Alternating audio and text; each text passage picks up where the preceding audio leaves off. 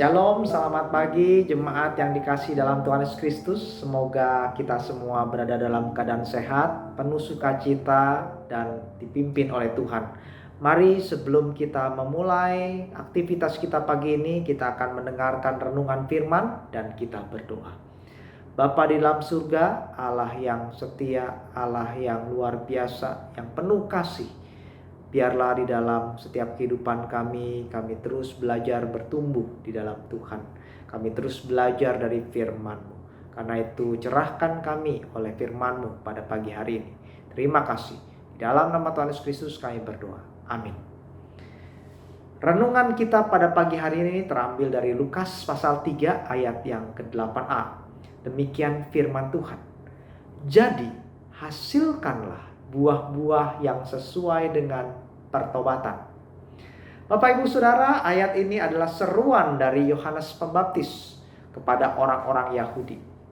Orang-orang Yahudi saat itu merasa diri adalah orang-orang spesial, merasa diri mereka keturunan Abraham, orang spesial karena umat yang dipilih Allah. Tetapi Yohanes Pembaptis ingin mengingatkan mereka bahwa kespesialan umat Allah bukanlah ada di dalam status keturunan, melainkan pada cara hidupnya. Umat pilihan Allah memiliki cara hidup yang menunjukkan buah. Apa artinya? Artinya mereka harusnya punya hidup yang menunjukkan sebuah perubahan yang positif. Punya hidup yang berdampak. Punya hidup yang menunjukkan kasih bagi yang lain. Punya hidup yang membawa damai bagi yang lain. Yohanes Pembaptis memberikan contoh-contoh di dalam ayat-ayat setelahnya. Kalau ada yang punya 2 helai baju atau makanan yang lebih, biarlah mereka tidak menjadi serakah atau pelit, namun malah punya hati yang berbagi atau murah hati.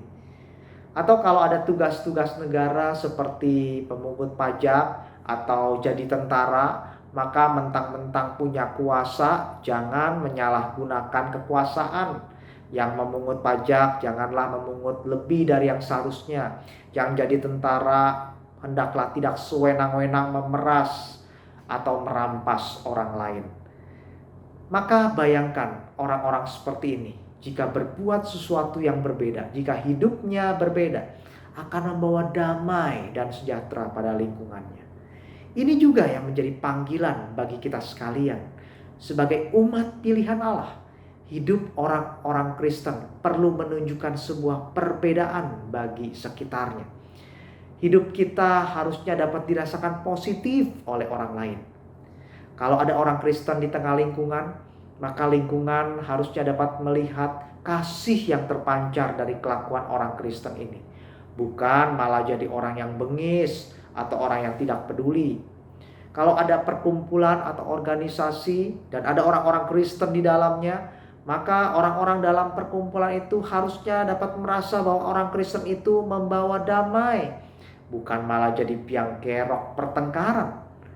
Jadi kalau Anda seorang pelajar mahasiswa misalnya, yang mau memancarkan buah-buah pertobatan, saudara bisa melakukan atau menjadi pelajar mahasiswa yang bertanggung jawab, tapi juga menjadi pelajar atau mahasiswa yang peduli dan siap membantu rekan-rekan lain yang kesulitan belajar. Kalau Anda seorang karyawan di sebuah perusahaan, tentu selain punya etos kerja yang baik, tapi saudara juga punya etika seorang manusia yang baik juga. Bukan berkompetisi dengan menjatuhkan dan bersenang-senang atas kegagalan orang lain, tapi menjadi seorang siap support dan membantu kesulitan rekan lain agar tim dapat maju bersama. Tidak ada yang rugi dari mengusahakan hidup berbuah. Malahan hidup kita akan semakin mengalami banyak kemajuan. Pribadi kita makin bertumbuh. Ada banyak berkat-berkat hidup yang gak disangka-sangka akan mampir di dalam hidup kita. Penghalang hidup berbuah adalah karena seorang hanya fokus pada diri sendiri. Tapi ketika seorang hidup di dalam Kristus, dia menjadi seorang yang punya kasih kepada Tuhan juga kepada sesama. Karena itu jadilah seorang yang penuh kasih, ringan tangan menolong orang lain. Percayalah akan ada banyak kemurahan-kemurahan Tuhan yang terbuka bagi Anda di depan. Kalau saudara jadi seorang yang hidup jujur dan setia, tidak tipu sana sini, tidak pakai muslihat ini dan itu, maka akan ada banyak hal besar yang dapat dipercayakan kepada kita di depan. Kalau jadi seorang yang hidup penuh sukacita, suka membawa damai, Anda akan semakin memiliki kekuatan besar, kekuatan luar biasa dalam menghadapi tantangan hidup ini. Ada banyak berkat bagi orang-orang yang berbuah.